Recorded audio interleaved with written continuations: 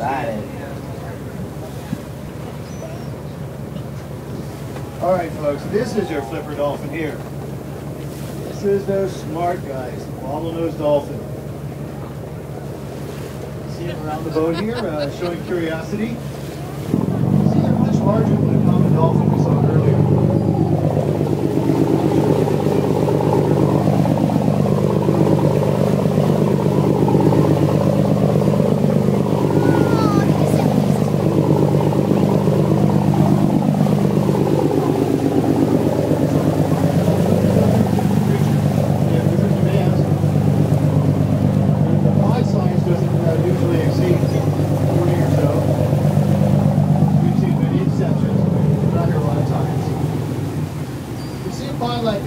Like this, you might see a bunch of females that are related in here.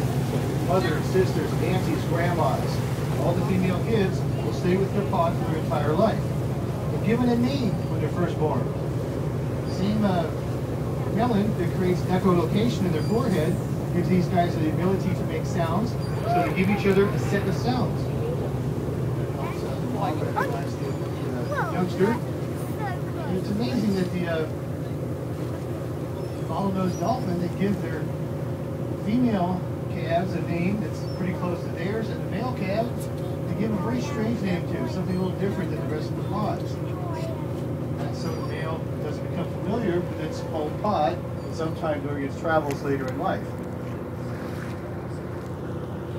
These guys are as smart as it comes. Inside that melon, between the blowhole and the edge of their bottlenose, is that echolocation muscle I told you about. This is a bizarre thing. They have a couple of air sacs in there. They can move the air between those two air sacs in a certain way, flex that muscle, and shoot sound out into the water. You start with about your 30 per second.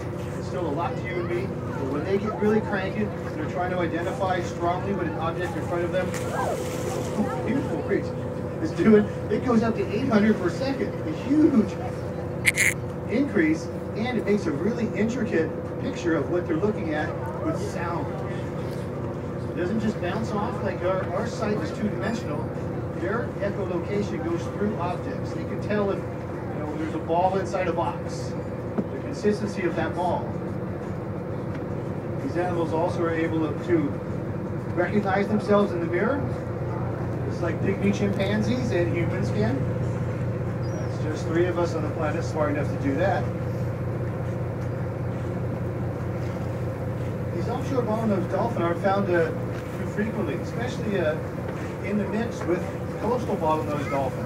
We have some dolphin you see outside the surfers as you're on the shoreline. Those are also bottlenose dolphin, but that's a whole different race or family of these guys. The ones on the shoreline are a little bit thinner, have longer pectoral fins, the side fins, because they have to be maneuverable to find food inside those rocky shorelines. These guys, oh, look at that one logging right there to our left. Calf getting some milk or something. These offshore bottlenose here will feed on the same type of creatures, mackerel, because they're a little bit bigger, be about their maximum. They're looking for squid, any sorts of schools of small fish.